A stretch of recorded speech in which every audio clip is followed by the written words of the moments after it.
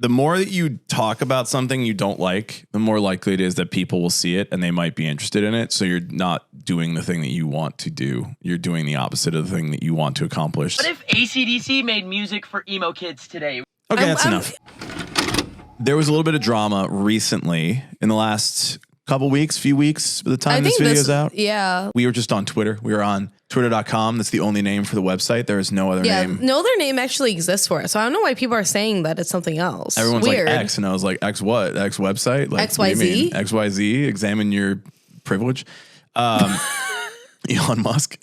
So yeah, we were scrolling through, and there was a Rock Sound, fellow music people. We were sitting right next to him at when we were young. Yeah, they were really chill. They seemed really chill, very nice. Guys being dudes. Rock Sound announced their awards of 2023.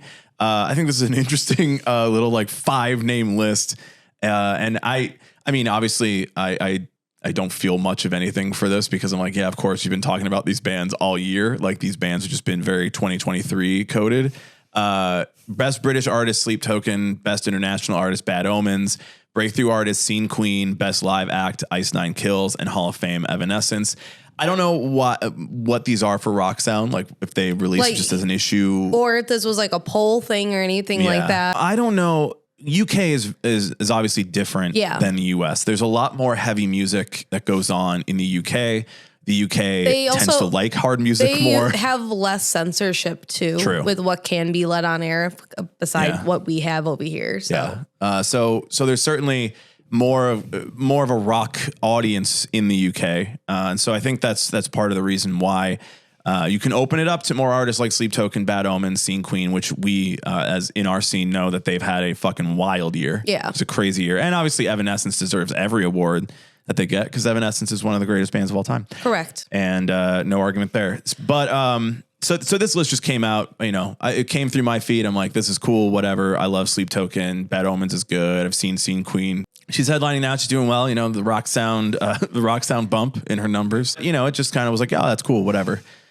Here's a little scene of that with congratulations to Scene Queen, Rock Sound's Breakthrough Artist of 2023. Just sort of celebrating Scene Queen. If you don't know Scene Queen's music, Scene Queen is, you can see over here on the right, bimbo core. Yes. It's very women focused, very women forward in the heavy music scene. There are breakdowns.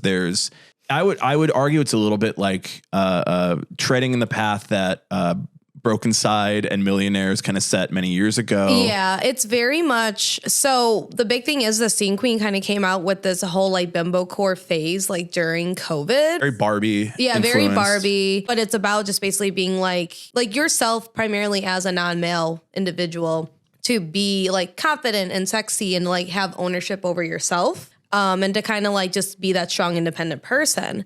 But that's the music. That's the genre. That's the style. That is what it is. It is attention grabbing. It's like any music that's come before it, where it's like this is almost purposefully, aggressively unlistenable. I think Scene Queen is one of many in a long line of people who are making a little bit of like interesting, jarring music in order to gravitate towards an audience, and also in her case, being more women forward, women focused, and doing that unapologetically.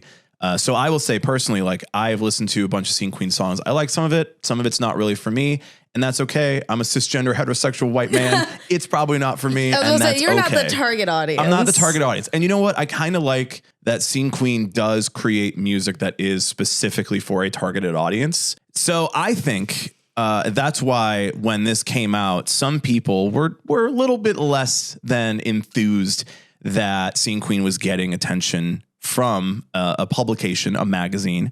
This is from Josh Allen, someone on Twitter, who posted this. I think this kind of sums up what a lot of people were probably thinking, and so this got a little bit of attention on the Twitter website. Got bored in the long Whataburger drive-through line and did a deep dive into whoever this is, and I want to blank myself. This shit is absolute ass. Her lyrics are awful, and the music is actually unlistenable. Y'all really just make anyone famous, huh? Lamau in all caps. LMAO? I read this, and I read it as someone who is just trying to be mean on the internet for credit, for points. Yeah, I feel like, so this is one thing. They had a lot of their things got QRT'd, and then unfortunately it ended up getting pretty misogynistic in some other comments that I saw, at least. Yeah, people just pile on. Our general take from the club motto is just let people like things. It doesn't matter. Like, yeah, and as long as you're a nice person.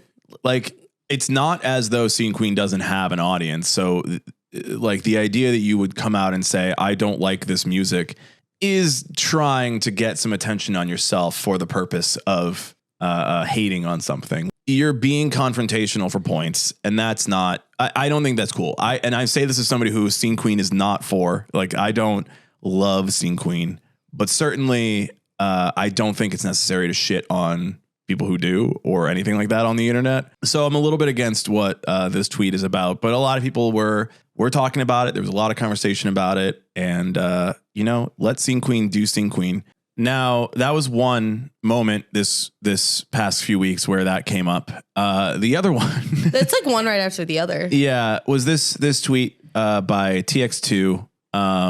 Now, again, this music is not for me.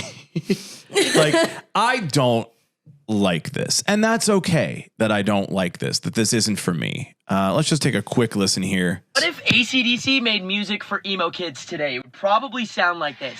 I've been a sex addict since 17, and I don't plan on changing soon. I'll plant my seed and anything 23 or older in this room.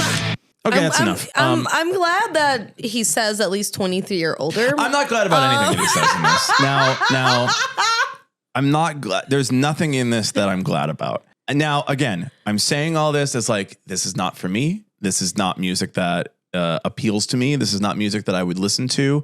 And that's okay. That's fine. It doesn't need to be. And I'm not saying that anyone who does listen to it or anyone who is of the audience, anyone that he is making this music for, shouldn't like it. Go ahead.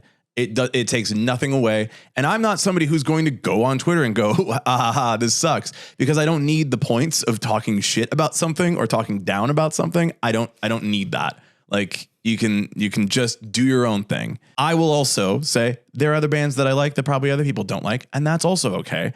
And we all can find our own scene. We can all find our own space in this and move on.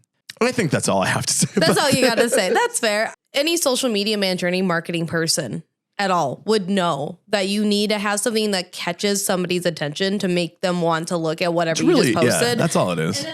It's marketing. It's fine. Yeah. It's not. I mean, if you listen to it, I heard it. I was like, it's not supposed to be good. It sounds like it would play on like Octane. The more that you talk about something you don't like, the more likely it is that people will see it and they might be interested in it. So you're not doing the thing that you want to do. You're doing the opposite of the thing that you want to accomplish. So, consider making Twitter a more positive space by shutting the fuck up, which is free, by the way. It free is $99. It is free to shut the fuck up. Yeah. So here at Emo Social Club, we say like what you like, don't like what you don't like, and just be more positive and just be like, yeah, I'm not into this.